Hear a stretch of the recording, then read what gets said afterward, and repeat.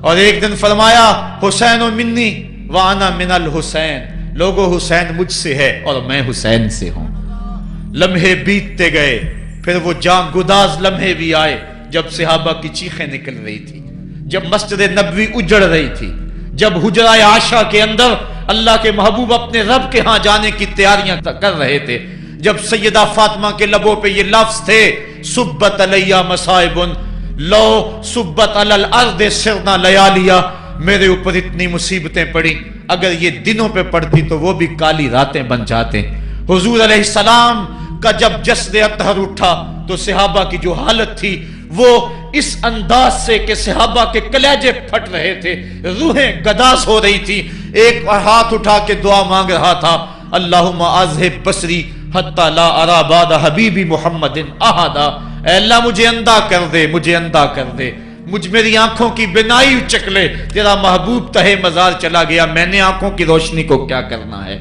وہ دن بھی آئے، حضرت سیدنا صدیق اکبر کا کلیجہ بھی پگھل رہا ہے، وہ بھی غم رسول میں رو رہے ہیں، صحابہ تڑپ رہے ہیں۔ وہ اونٹنی غصبہ نامی اونٹنی جس پہ حضور سواری کرتے تھے، وہ حضرت فاطمہ کے دروازے کے اوپر سر رکھ کے رو رو کے مر گئی۔ جب محبوب نہیں رہے تو ہم نے جی کے کیا لینا ہے۔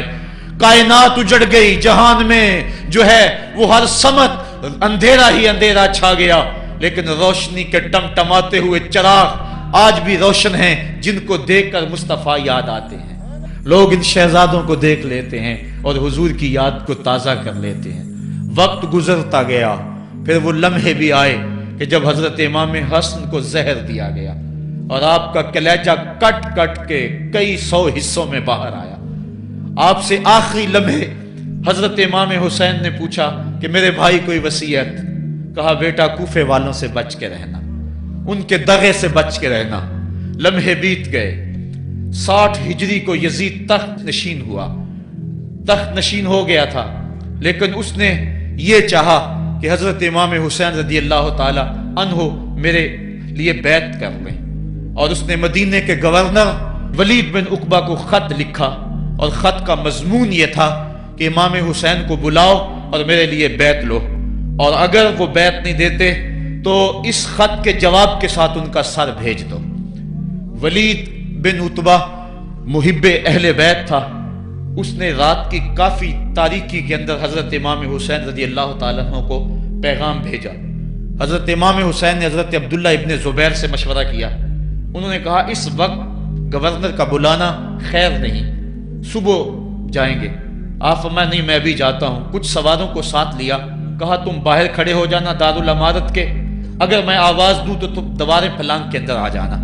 ولید بن عتبہ کے پاس امام حسین پہنچے، آپ نے کہا کہ سناؤ کیا معاملہ ہے؟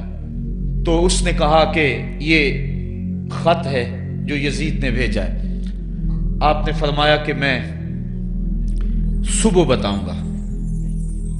ولید بن عتبہ نے کہا ٹھیک ہے۔ امام حسین پلٹنے لگے تو مروان بن حکم جو پاس بیٹھا ہوا تھا گورنر کے، کہنے لگا یہ چلے گئے تو دوبارہ ہاتھ نہیں آئیں گے، اب موقع ہے، اب ان کو پکڑ لو اور ان سے زبردستی بیعت لے لو۔ یہ بات حضرت امام حسین کے کانوں میں پڑی، آپ پلٹے، نیام سے تلوار نکالی، حیدری کچھار سے محمدی شیر نکل آیا،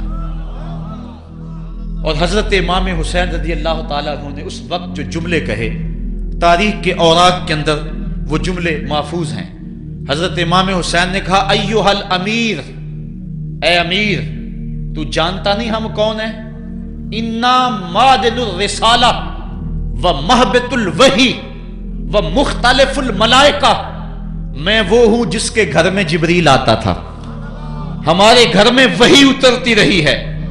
وَيَزِيدُ بْنُ الْمُعَاوِيَةِ رَجُلٌ فَاسِقٌ فَاجِرٌ قَاتِلُ النَّفْسِ مُعْلِنٌ بِالْفِسْقِ شَارِبُ الْخَمْرِ وَمِثْلُنَا لَا يُبَايِعُ، کہا اور یزید شرابی ہے، یزید مسلمانوں کا قاتل ہے، یزید فاسق مولن ہے، اے امیر میرے جیسا شخص چھپ کر بیعت نہیں کر سکتا۔ اللہ اکبر۔ حضرت امام حسین نے جب یہ بات کہی جو باہر لوگ کھڑے تھے وہ بھی چاقو چوبند ہو گئے. اس نے کہا حضور آپ جائیے. مروان مشورے دیتا رہا لیکن حضرت امام حسین کو گورنر مدینہ نے کہا کہ آپ جائیے. حضرت امام حسین رضی اللہ تعالیٰ عنہ واپس پلٹے. حضرت امام حسین کی ہمشیرہ سیدہ زینب انتظار کر رہی تھی بھائی کا. پوچھا کیا ماجرا ہے؟ کہا حالات بگڑ گئے، اب ہمارا مدینے میں رہنا محال ہے، صبح سحری سے قبل شہر مدینہ چھوڑ دیں. اللہ اکبر، ورنہ ہمارے خون سے نبی کا حرم لالا زار بنے گا. حضرت امام حمام رضی اللہ تعالیٰ عنہ نے اہل بیت کی مشاورت سے یہ فیصلہ کر لیا. کجاوے کسے جانے لگے، سامان تیار ہو گیا.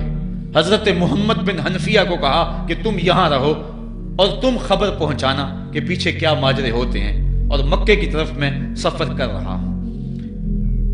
کہانی لمبی ہو رہی ہے اور وقت کے دامن میں اتنی گنجائش نہیں ہے کہ پھر کس طرح شہر مدینہ چھوڑا ہوگا. حاجی جاتے ہیں 8 دن اور 8 دن کے بعد مدینہ چھوڑتے ہیں. ان سے کوئی پوچھو کہ مدینہ چھوڑنا کتنا مشکل ہے. وہ کیا کسی حاجی کو لوگ مبارک دے رہے تھے؟ اس نے کہا تھا مبارک دے رہے ہو دوستو حج و زیارت کی، میرا غم بھی تو دیکھو، میں مدینہ چھوڑ آیا ہوں. جو 8 دن مدینہ رہتا ہے اس سے مدینہ چھوڑا نہیں جاتا.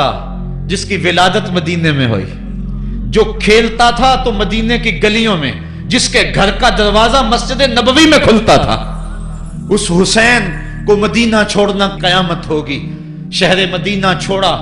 حضرت امام حسین رضی اللہ تعالیٰ عنہ مکہ المکرمہ پہنچے. وہاں رمضان گزرا، حالات وہاں بھی بگڑتے گئے. مسلسل خط آتے رہے کوفے سے. کہانی طویل ہے. 8 ذو الحج کو حضرت امام حسین رضی اللہ تعالیٰ عنہ کوفے کی طرف عازم سفر ہوئے. حضرت عبداللہ ابن عمر، عبداللہ ابن عباس رضی اللہ تعالیٰ عنہما اور دیگر صحابی ہاتھ جوڑ کے کھڑے ہو گئے. بلکہ حضرت عبداللہ ابن عباس نے تو یہاں تک کہہ دیا کہ میں دیکھ رہا ہوں کہ وہاں تمہیں شہید کیا جائے گا، آپ اگر ضرور جاتے ہیں تو ان بچوں کو چھوڑ دیں.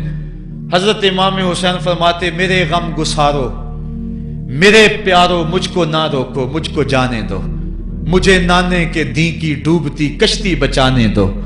میں جاتا ہوں کہ دنیا پر وفا کا نام رہ جائے، میں رہوں نہ رہوں پر عظمت اسلام رہ جائے. میں نہیں جاتا تو نبی کے گھر کی آن جاتی ہے. لوگوں تمہارا دین جاتا ہے، میری غیرت ایمان جاتی ہے. کہا مجھے جانا ہوگا. 8 ذو الحج کو لوگ کعبہ کی طرف آ رہے ہیں اور کعبہ دلہن کی طرح سنورا ہوا ہے. طواف کرنے والوں کا جھرمٹ ہے. حاجی حج کرنے آ رہے ہیں لیکن حضرت امام حمام کسی اور حج کی تیاری کر رہے ہیں. کسی نے کہا حج تو کر جائیں، اتنی مرتبہ مدینے سے پیدل چل کے آئے اور آج تو مکہ المکرمہ میں موجود ہیں. کہا پیچھے ہٹو، جو حج میں کرنے جا رہا ہوں وہ نوکھا ہوگا، وہ نرالا ہوگا. تم بھی طواف کرو گے، میں بھی طواف کروں گا. تم طواف کعبۃ اللہ کا کرو گے اور میں خیموں کا طواف کروں گا. ایک حج تمہارا ہے، ایک حج میرا ہے. تم بوسے لوگے کس کے؟ حجر اسود کے. میں اپنے فرزند کا منہ چوموں گا. لوگوں ایک طواف تمہارا ہوگا، ایک طواف میرا ہوگا. تم آب زمزم پیو گے، میں پیاسا رہوں گا. اور تم کبھی صفا پہ کبھی مروہ پہ دوڑو گے، میں کبھی علی اکبر کی لاش اٹھانے جاؤں گا، کبھی میں قاسم کی لاش اٹھانے جاؤں گا، کبھی اون و محمد کے تڑپتے ہوئے لاشوں کو اٹھانے جاؤں گا. لوگوں ایک حج تمہارا بھی ہے، ایک حج میرا بھی ہے. جب تم حج کر لو گے تمہاری سائی مکمل ہو جائے گی تو تم سر مڈا کے حرام کھول دو گے، اور جب میری سائی مکمل ہو جائے گی تو میں سر کٹا کے حرام کھول دوں گا. تم سفید حرام پہنو گے، میں سرخ حرام پہنوں گا. اور وہ حج قیامت تک کے آنے والے حجوں کی آبرو ہوگا. حسین اگر نہ شہید ہوتا تو آج گھر گھر یزید ہوتا. اسلام کی عظمت عیاں نہ ہوتی، خدا کے گھر میں اذان نہ ہوتی. بار الہا نوحہ سناتا پھرتا، تا روز جزا اشک بہاتا پھرتا. امداد نہ کرتے اگر کربلا میں حسین، اسلام تیرا ٹھوکریں کھاتا پھرتا. کربلا کی تپتی ہوئی ریگزار میں حضرت امام حسین نے جبر و ظلم کے خلاف جس قوت سے کھڑے ہو کر عزیمت کی داستان رقم کی. 10 محرم کا دن تھا، जुमे का यौम सईद था, बीच करबला के मैदान में दोपहर के वक्त जब नबी का खानदान उजड़ रहा था, एक एक कली इस चमन की कट रही थी। 72 अफराद 22,000 के लश्करे जर्रार के मुकाबले में खड़े थे।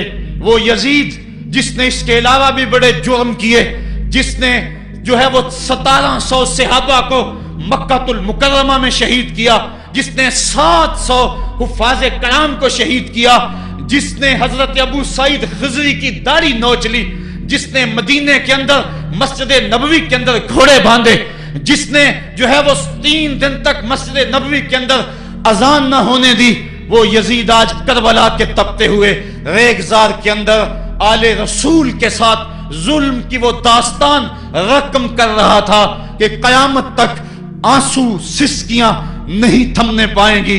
यजीद मर गया, उसका नाम मिट गया, उसका तशख्खुस मिट गया, लेकिन हुसैन का नाम आज भी जिंदा है, उसका पैगाम आज भी जिंदा है। ये हजारों का मजमा, ये उमड़ते हुए मोहब्बतों के जज्बात, ये आंखों का आंसुओं का खिराज देना, क्या ये हुसैन इब्ने अली की जिंदगी की दलील नहीं है? कौन है जो यजीद का नाम लेता हो? आज अगर कोई यजीद का नाम लेता भी है तो सर झुका के लेता है। मैं कहता हूं कैसा तुम्हारा लीडर है जिसका नाम लेने से कबल शर्मिंदा होते हो, जिसका नाम लेते हुए शर्मिंदा होते हो, जिसका नाम लेने के बाद पसीना पसीना होते हो। तुम अपने कायद और लीडर का नाम लेते झिझकते हो, गर्दन झुका के दाएं बाएं देख के नाम लेते हो, और जब हम नाम अपने आका का लेते हैं सर उठा के लेते हैं। ए हुसैन इब्ने अली तुम पर सलाम।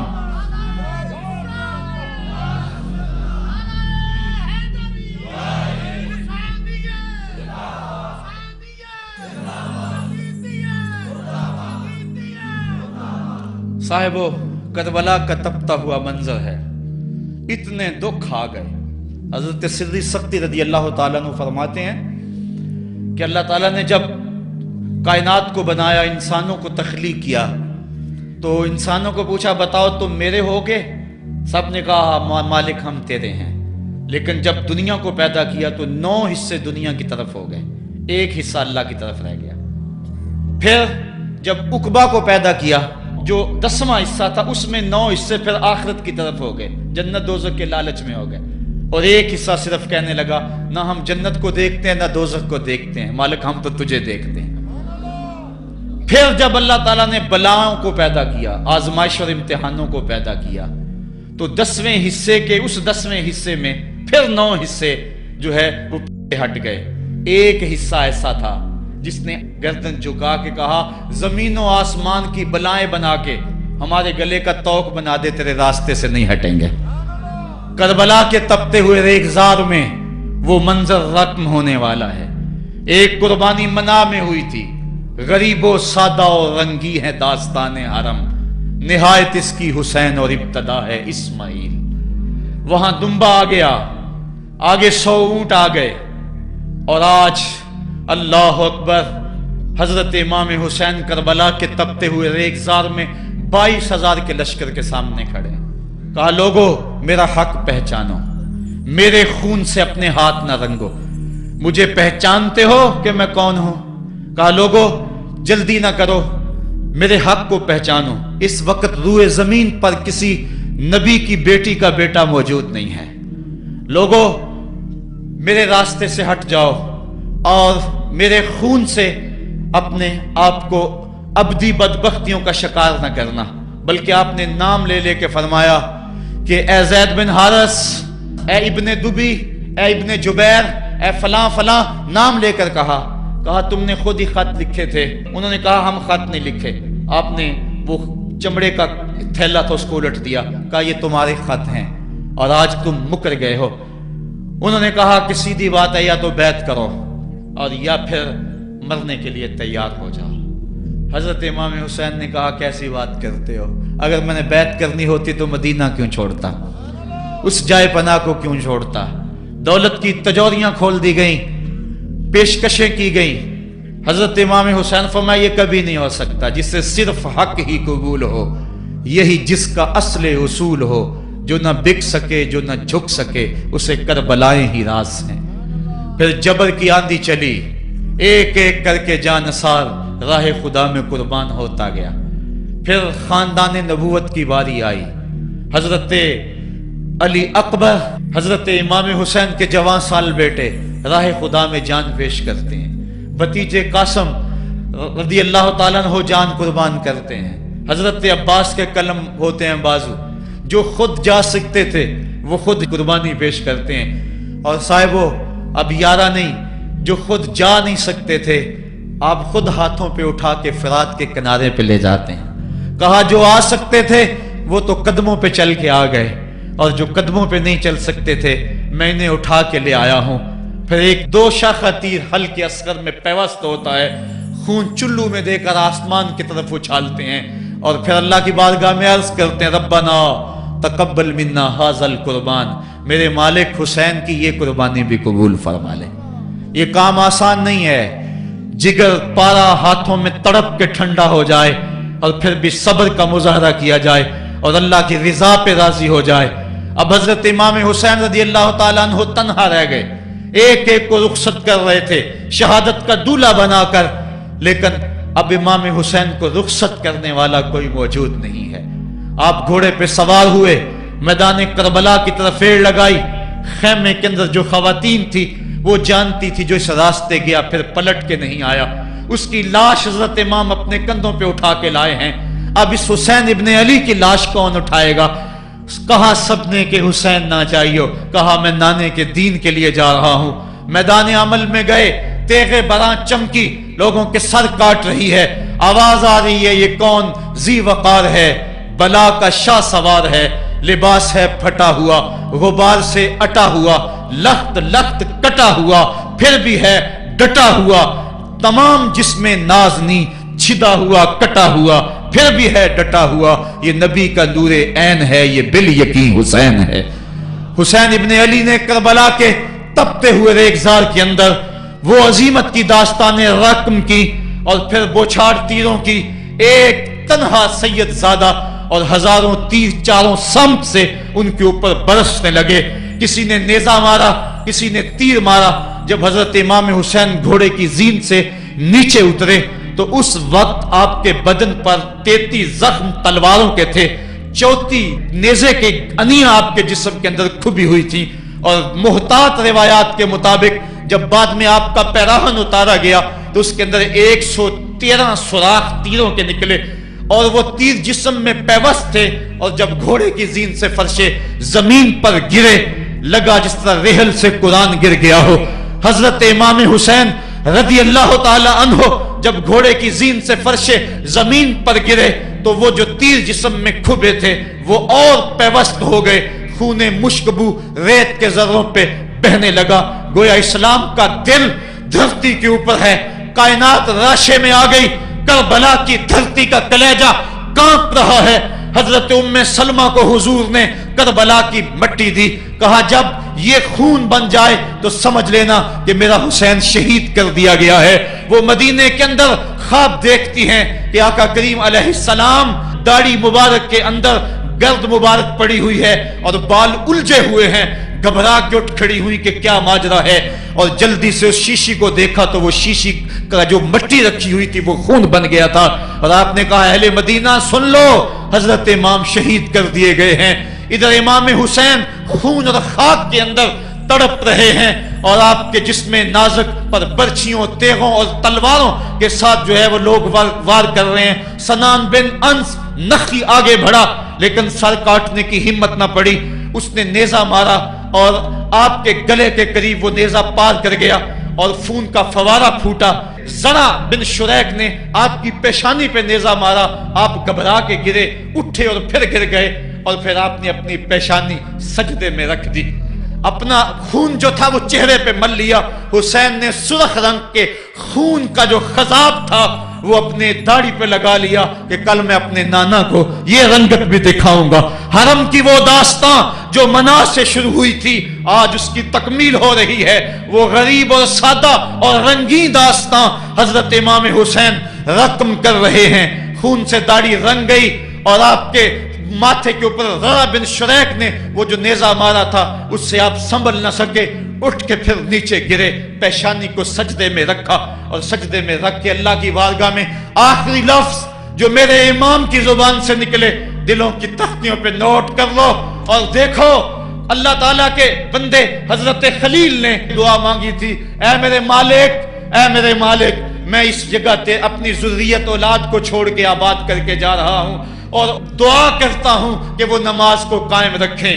آج اس دعا کی تکمیل کا منظر لوگوں کے سامنے ہے کہ 113 تیر جسم میں کھبے، 34 تلواروں کے گھاؤ، اور وہ بھی راوی کہتے ہیں کہ ایک ایک گھاؤ میں کتنی کتنی تلواروں کے زخم تھے اور نیزے کی انیاں جسم میں کھبی ہوئی تھی۔ آپ کے کلیجے کے اندر نیزے کی انی کو توڑ دیا گیا تھا۔ اس موقع پہ حضرت امام حسین رضی اللہ تعالی عنہ نے اپنے آپ کو سنبھال کے پیشانی کو ریت کے اوپر رکھا اور اللہ کی بارگاہ میں آخری لفظ حضرت امام حسین کے لبوں پہ جو مچلے خون نکل رہا تھا اور خولی بن یزید آگے بڑھ کے سر انور کو جدا کرنے کی تیاریاں کر رہا تھا، سنان بن انس آگے بڑھا لیکن کپ کپا کے پیچھے ہو گیا، خولی بن یزید آگے بڑھا وہ بھی پیچھے ہو گیا، پھر شمر آیا اور شمر آپ کے جسم نازک کے اوپر بیٹھ گیا۔ حضرت امام حسین نے جب دیکھا تو اس کے بدن کے اوپر برس کے پھول